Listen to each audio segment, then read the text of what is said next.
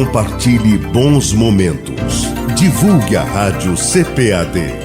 www.radiocpad.com.br.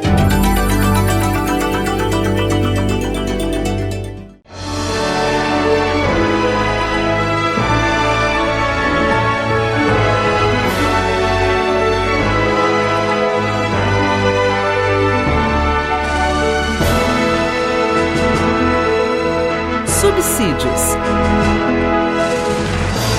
Lições Bíblicas. Jovens. Lição 5. Fé para crer que a vida não surgiu do acaso. Olá, querido professor, querido superintendente, prezados alunos, a paz do Senhor Jesus. Estamos aqui de volta para mais uma aula das lições bíblicas de jovens da CPAD.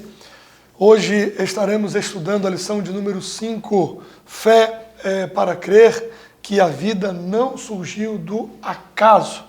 E o nosso texto principal encontra-se no livro dos Salmos, Salmo 24, verso 1, que fala: do Senhor é a terra e a sua plenitude, o mundo e aqueles que nele habitam. Nós temos, como sempre, a lição dividida em 3 pontos principais e nós temos também 3 objetivos: explicar, destacar e saber. Ao final desta lição, você precisa conferir se os alunos conseguem explicar o que é o método científico, destacar o aparecimento da ciência moderna e saber o que a Bíblia diz a respeito da origem de tudo. Mais uma vez, e não é só merchan, é necessidade, você precisa adquirir o livro de auxílio do professor. Há uma discussão mais aprofundada no texto.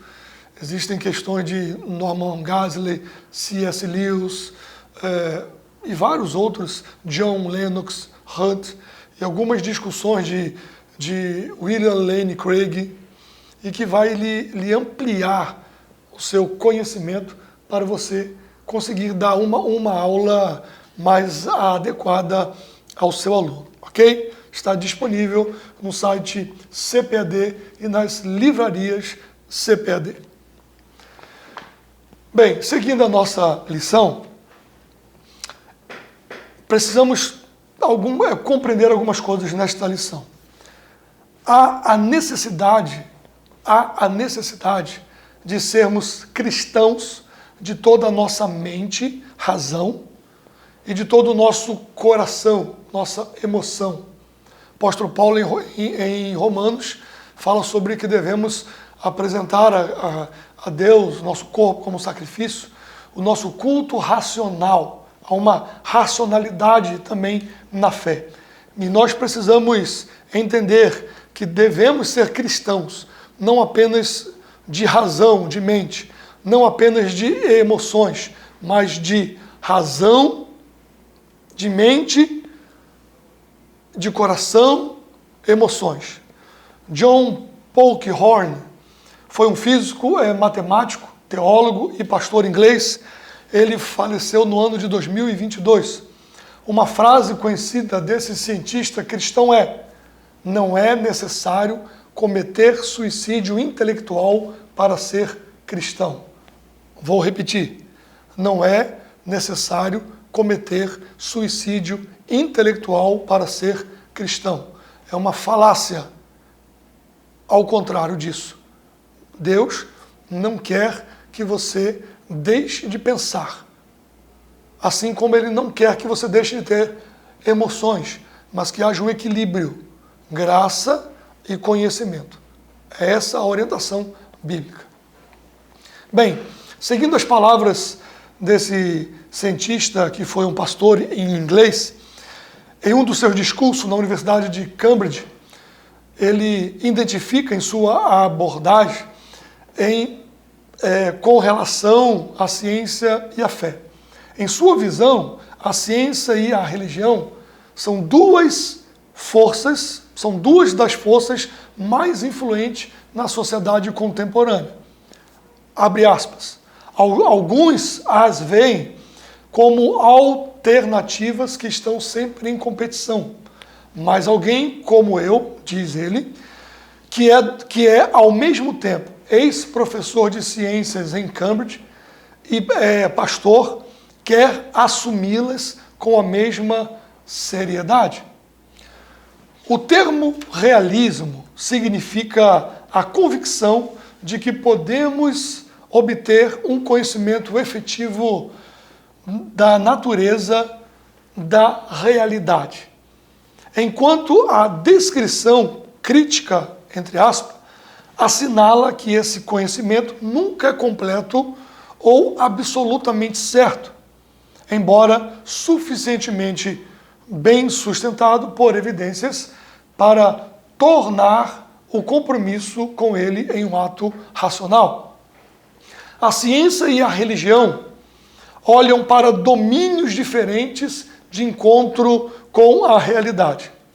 A ciência tem a ver com uma dimensão objetiva, na qual as coisas podem ser manipuladas e os eventos repetidos, tendo acesso, assim, à grande arma da verificabilidade experimental. No entanto, todos sabemos que existem muitos níveis de encontro com a realidade. Tanto o pessoal, quanto eu diria, entre aspas, o transpessoal, com uma realidade divina, nos quais nem a manipulação, nem a repetição são possíveis sem violar a realidade encontrada. Para tratarmos desse tema desta lição, é importante a gente introduzir algumas informações sobre o método científico, que estão atreladas ou relacionadas ao método científico. E você precisa buscar estas informações para que você possa ter uma boa aula, você como professor.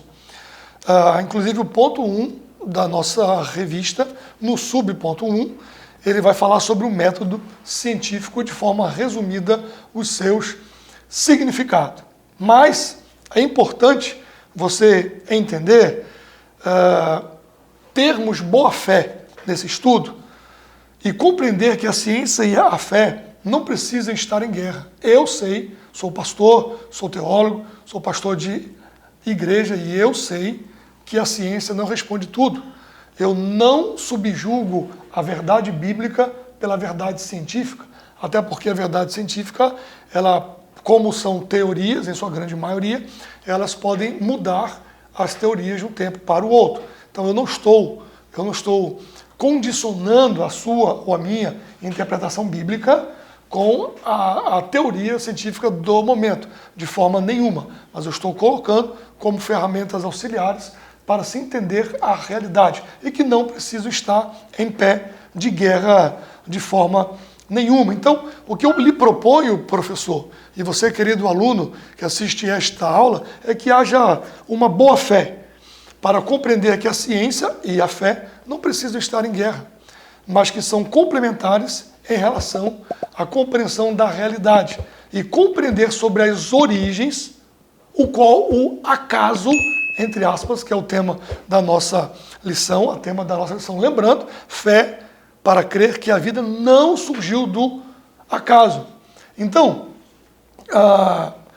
precisa-se ter uma boa fé para compreender que a ciência e a fé não precisam estar em guerra, mas que são complementares em relação à compreensão da realidade e compreender sobre as origens, o qual o acaso, entre aspas, é apenas uma teoria. O acaso é uma teoria e o acaso não substitui o Deus criador de todas as coisas.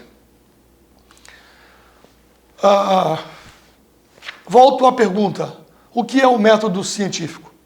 Tecnicamente, de forma resumida, nós podemos dizer que o método científico está atrelado ao fato que o cientista coleta os dados observados de uma forma objetiva. Em tese, ele deve ser livre de todos os preconceitos acerca do que está sendo estudado, sem preferências no que se refere à teoria e sem ser tolhido por nenhuma ideia filosófica ou religiosa. Então, eu digo em tese, porque vários desses cientistas eles já vão à pesquisa tirando a ideia de um Deus criador da história. Então, em tese, eles já vão para a pesquisa tirando a ideia de que um ser supremo, o nosso Deus, pode ter criado todas as coisas. Mas tudo bem, essa é uma outra discussão. O fato é que, com o tempo de pesquisa, espera-se que os dados coletados por tal cientista irão apresentar uma ordem ou um padrão. O cientista vai buscar sintetizar essa descoberta em uma lei ou uma equação, por exemplo.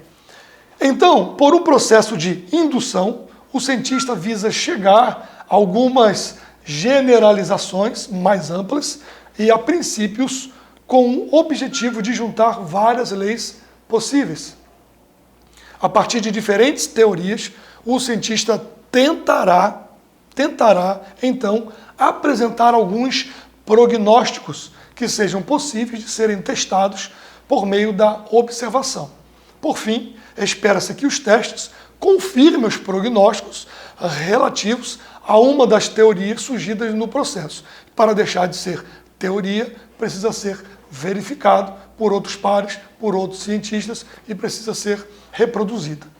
Desta forma, conforme eu descrevi, a ciência ocupa-se do mundo natural, dos objetos e de fatos materiais. Indo mais além um pouco, podemos dizer que a ciência procura explicações para os fatos em termos de matéria e energia. Isso, obviamente, separa a ciência da filosofia e da teologia. A ciência se preocupa com o mecanismo do mundo, mas a filosofia e a religião estão interessadas em coisas como significado, propósitos e valores. Os cientistas buscam objetividade em seu trabalho, ou seja, buscam bloquear a influência de suas próprias preferências e crenças pessoais, pelo menos teoricamente. Essa é uma das razões de serem aceitas como dados científicos apenas as observações e experiências que podem ser repetidas por outras pessoas, conforme eu já disse a você, caro professor. E ela precisa ser repetida sob condições adequadas e com a devida capacitação, assim como os primeiros fizeram tais experimentos. Ou seja, em resumo, e com o objetivo dessa nossa lição, basta dizer que se trata de tentativa de desenvolver um estudo objetivo do mundo material, procurando explicações racionais e materialistas para o que nele acontece. A questão é que se um cientista abraça uma determinada teoria, pode desprezar, mesmo que inconscientemente, certos dados ou interpretar certos dados de forma preconceituosa.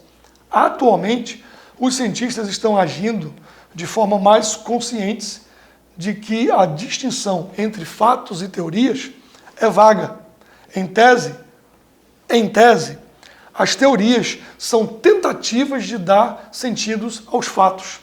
No entanto, o que entendemos por fatos e o mundo e o modo como os avaliamos, repetindo, em tese, as teorias são tentativas de dar sentido aos fatos. No entanto, o que entendemos por fatos e o modo como os avaliamos é afetado pelas teorias que adotamos ou rejeitamos de antemão. Está vendo que interessante? Um cientista cristão, teísta, crê que está estudando o mundo real, pois sua mente é moldada segundo a mente do Criador do mundo, podendo, portanto, compreender o mundo como de fato ele é. Porém, a relação entre teoria e a realidade não é algo simples e direto. Ou seja, por um lado, existe o fato de algumas teorias perdurarem por muitos séculos, conseguindo juntar todos os dados disponíveis e, com isso, fazer-nos crer que essa é a clara descrição da realidade. Por outro lado, há teorias que vêm e vão. Isso precisa ser levado em consideração. Por isso que quando você subjuga a interpretação bíblica a uma teoria científica, você tem um problema. Porque teorias vão e vêm, e a palavra de Deus permanece para sempre. Então,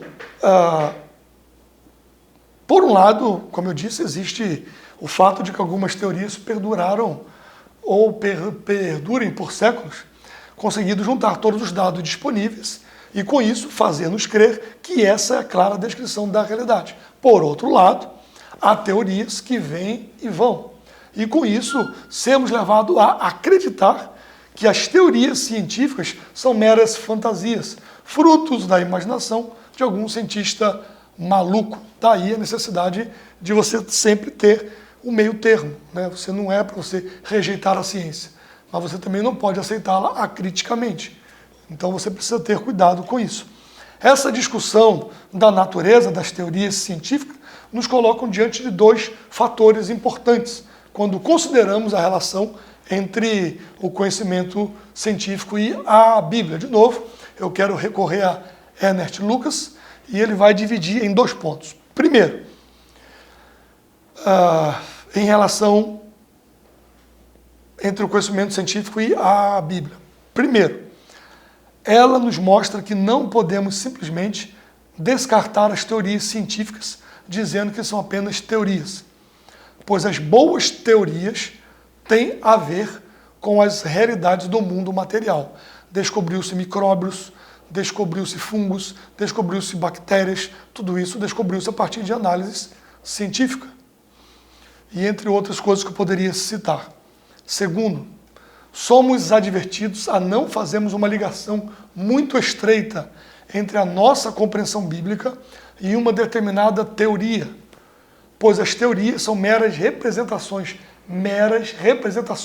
da realidade, podendo nascer e morrer com os avanços da ciência. Então, se a minha compreensão bíblica depender da teoria científica, a minha compreensão bíblica pode morrer quando as teorias científicas morrerem. Daí eu não posso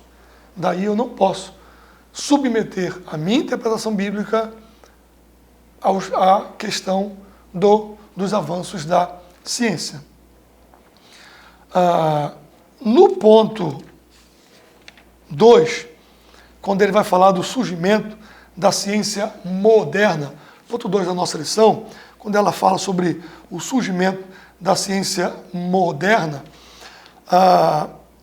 ele diz assim, segundo Michael Palmer, os procedimentos e modelos de pensamento que eventualmente ordenam a ciência moderna começaram a tomar forma no século XV com Copérnico e continuou no século XVI com outros astrônomos e matemáticos. Podemos concluir que é algo relativamente novo se comparado à formação da Terra. Nós sabemos que o Senhor criou todas as coisas. Então, olha que coisa interessante, por exemplo. A busca para as respostas para o como e o porquê. Nós precisamos dessas 2 respostas, o como e o porquê. E nós precisamos dessas 2 respostas para completar a nossa compreensão da realidade. Essas questões do como e do porquê não são necessariamente contraditórias e nem mutuamente excludentes, mas se complementam. Veja que interessante. Atualmente, físicos falam sobre flutuações em um vácuo quântico, de que, alguma forma, transformou-se em uma bola de neve, resultando em um Big Bang, que formou o universo da maneira que o conhecemos.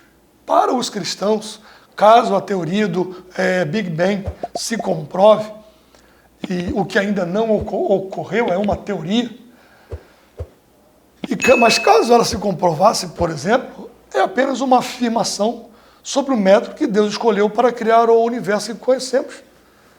Então, os cientistas descobriram as leis da natureza, e algumas falam como se isso excluísse, de alguma forma, Deus do mundo e impedisse sua ação no mundo.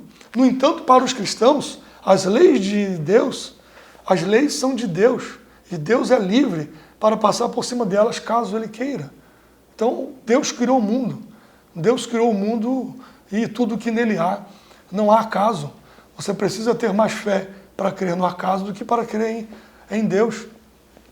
Você precisa ter mais fé para crer nessa imensidão do universo, como um ato do acaso de o planeta Terra estar exatamente onde ele está, na órbita que ele está, com as estações do ano que ele tem, com tudo que ele tem, como fruto de um acaso.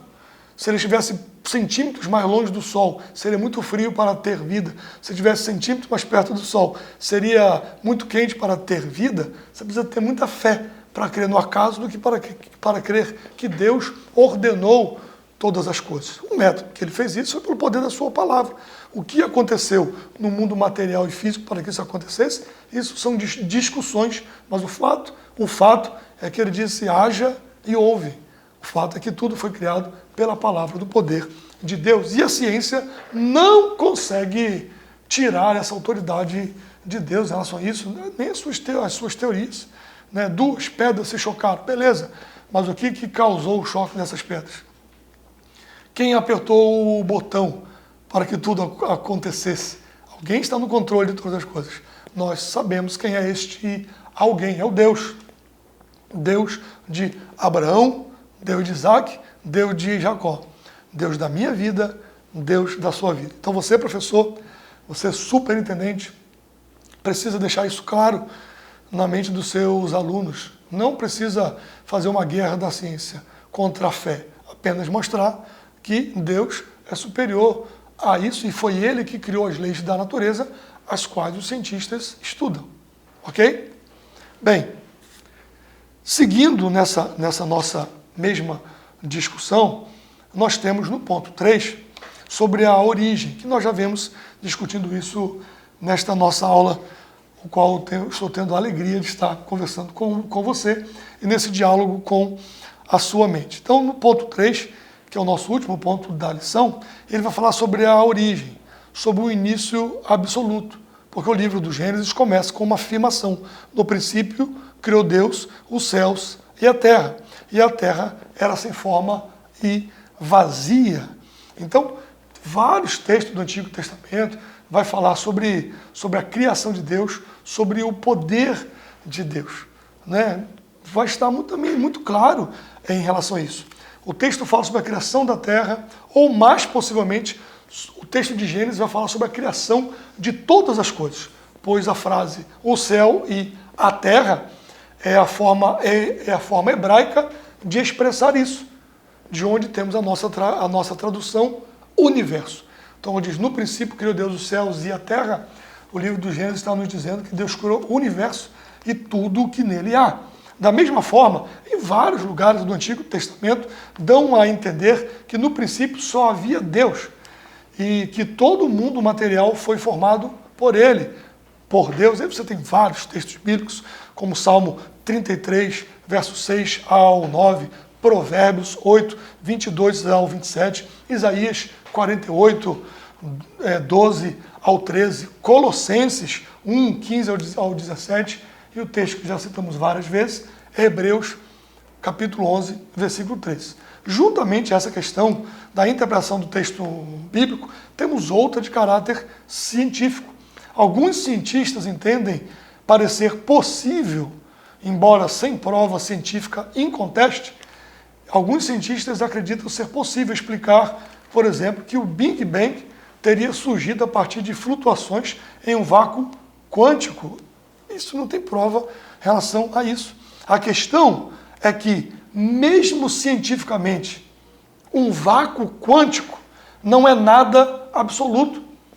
Os cientistas não explicam a existência de tal vácuo, nem a razão pela qual teria características que possibilitassem essas flutuações. Nem dizem porque isso produziria o universo. De acordo com a teoria da relatividade de Einstein, por exemplo, a energia e a matéria são intercambiáveis. Desse modo, o vácuo quântico O vácuo quântico é um mundo material. Ora, meus queridos alunos, meus queridos professores, a doutrina cristã teísta diz que Deus criou o mundo do nada. Do nada. Não significa que nada seja um tipo de coisa que Deus usou para fazer o mundo. Mas é uma forma de explicar, em forma de palavra, que a matéria não é eterna, é criada. E somente Deus é eterno e que a existência do mundo depende inteiramente de Deus. Então, Deus não é o acaso. Eles dizem o acaso. Nós dizemos, no princípio, criou Deus todas as coisas. Só para a gente encerrar esse ponto, Jacques Monod, ganhador do Nobel por seu trabalho sobre biologia molecular, afirma que o acaso e não Deus é o verdadeiro criador. Ora, doutor Ernest, teólogo e pós-graduado em Química pela Universidade de Oxford, diz que há um erro lógico na proposta sobre o acaso, pois eles tratam o acaso, entre aspas, como se fosse uma causa ou uma força positiva, quando, na verdade, é justamente ao contrário. E aí, doutor Ernest segue explicando que os cientistas se referem que algo aconteceu ao acaso, quando o acaso, não pode ser predito pelos cientistas, ou apenas em termos de probabilidade estatísticas. Então, o que Monod, esse tal ganhador do prêmio Nobel, diz é que as mutações genéticas são acontecimentos que os cientistas não conseguem prever. No entanto, isso não significa que não exista uma causa. Sabiamente, podemos dizer que a existência de Deus é a causa primária de todas as coisas. Portanto, meu querido professor, meu querido superintendente, você tem um desafio nessa aula com seus alunos, mostrar que os ateus, cientistas ateus, falam que o acaso, mas nós dizemos que não existe acaso, existe Deus. E foque na conclusão da nossa lição.